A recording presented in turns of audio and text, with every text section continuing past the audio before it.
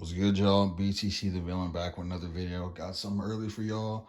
I'm actually kind of excited to show these off for y'all since I got them early. So without further ado, let's get right into it.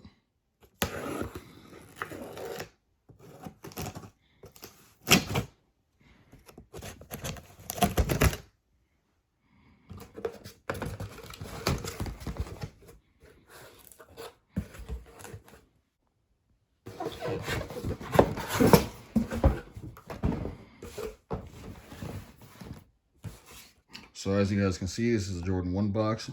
You can always tell it's a Jordan 1 box because it's all black with a red Nike lettering on it and a red Nike swoosh. Turn over to the side. Air Jordan 1 Retro High OG, US size 13, MSRP 170, black, light smoke, gray, and white. All right, so we flip the top off. You can already see it over to the side. We got white paper. Take this off, and I have for you today Air Jordan 1 Shadow 2.0. I'll take these out the box real quick. So here they are, Air Jordan 1 Shadow 2.0.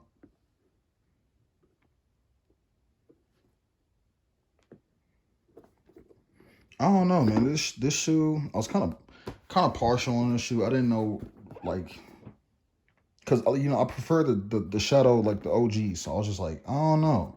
But then since I got early access, I was like, hey, at least let me get them in hand before I start judging them. But since I'm a Raiders fan, this shoe just screams Raiders to me. So I mean, I like them in that aspect, but they're